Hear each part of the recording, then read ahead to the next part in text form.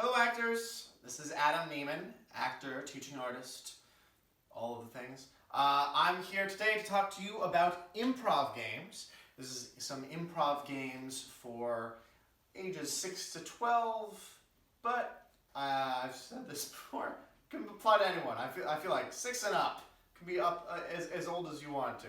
I still like these games, so I mean, maybe I'm just a 12-year-old at heart, but that's fine. These improv games, I want to teach you 3 of them for today. And the goal of these games is they be things that you can play at home with 2 or more people. It works with kind of as many people as you got, but even as few as 2. So as long as you got someone else in the house that wants to play with you, it should be good. So the first game is a game that I love called Expert. And, little warning too, you might have heard about some of these games, but with a different name. That's okay. Little secret, a little inside baseball. Sometimes we change the names. Sometimes for no good reason. So some of the games might be similar, but the names will be different. That's okay. So this game's called Expert. The way the game works is there's one person is the expert. They've been picked by the group, and they're going to go outside. So they're going to go off. They're going to go away, and whoever else is in the room will decide who that person is. Let's say, for example, that person you decide is Mickey Mouse, right? Make it someone that everyone in the room, including that person especially, would know, right? So let's say it's Mickey Mouse, and you decide, you're like, great. Then you call the other person in. Don't tell them who they are. They come in. They have no idea who they are, but it's like they're at a press conference. So they're like, all right, hello. I'll take a few questions, and then I got to get going. And it's everyone else's job. So whoever else is in the room, it's your job to be reporters. You're reporters. You're writing things down. You're raising your hand, whatever it is.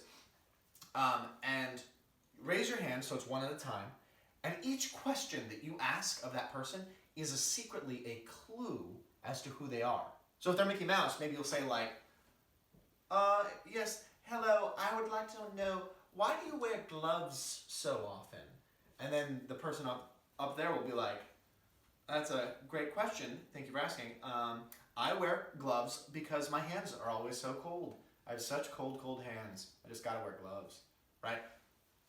So for the person who's asking the question, or the person who's asking the questions, that person, make sure you do a clue. As it starts off, it should be really general, really vague. You don't want to give it all away right at the beginning, right? You don't want to be like, where's your friend Goofy and Donald Duck, right? You don't want to give it away immediately, but something more around, beating around the bush. And the person who's answering the questions, even if you have no idea who you are still, you're like, gloves, what does that mean? In your head, you're like, what? You still should answer confidently like, yes, I know exactly what you're talking about, thank you for asking, right? It's way more fun if you're really confident about it, okay? As you keep going, the questions should get a little bit more obvious as you go, and by the end, once the expert, if you figure out who you are, each time they give you a new clue, try and have a little guess, you know what I mean? So like you might be like, oh yes, that's exactly right. Maybe you think you're Bugs Bunny because of the gloves, and you might be like, oh yes, in fact, I need to go find Elmer Fudd right now, and then everyone else will be like, right, and then you go, oh, but that can wait because I still have some questions to answer. Yeah, okay, so what else? Someone might be like, how is it living in a clubhouse? And you'd be like, oh, that's a great question. I don't know. Clubhouses are just so nice. I always love living in them because I've got a bunch of teenage friends. And then everyone else would be like, and you'd be like, but I don't hang out with them anymore.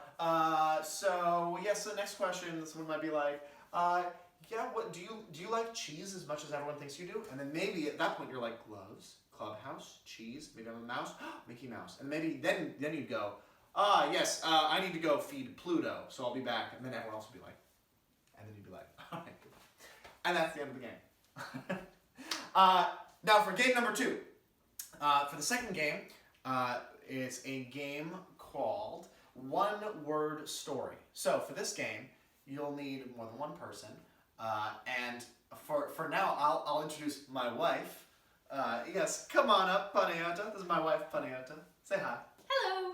And so you've got multiple people. You're going to be telling a story one word at a time. So you don't get to say like, oh, and then this happened, and then this happened. You have to listen to the other person. What's really important for this story is listening. you want to make sure that you're not just saying random words, right? So you don't want it to be like, once, meow, fire, lights. Yeah, that's a bad example of this game, right? It doesn't make any sense. No fun. Instead, we want to try to tell a story as a group. So, for example, it might go, once upon time there could live a giant penguin named Jeffrey if he wanted that life. For example, you never know where it'll take you. Basically the whole goal of that is to tell a story. You're listening to each other. You can have more than two people. If you've got a big group, you can sit in a circle. Try and keep it going in the same order so that you know what to expect. And try to keep the sentences making sense, right? Sometimes it's hard if you're like, then they went light. It's so hard to think of because it's just not how people talk. So that's the second game, one-word story. And now the third game, the last one that I have for you today, is a game called Dubbed Monologue or Dubbed Scene. And the way this works, it's like as if it's a movie that was filmed in another language, and then someone else came in and dubbed English over it, or whatever language you're using for the improv game. So, for example, I would be up on stage, and let's say I'm doing a monologue. You could be ending a monologue, could be a dramatic monologue. For this, we'll do it like as if I'm accepting an award at an awards show. And I could be sitting on the couch. She could be sitting on the couch, right? So I'm alone, and she is giving the words for me, and I have to pretend like I am doing it also intentionally, right? It's not clear who's leading. We're both working together. Sometimes I'm leading, sometimes she's leading, but we're working together. So an example would be, I can't believe he ate my smoothie. It was so delicious and nutritious.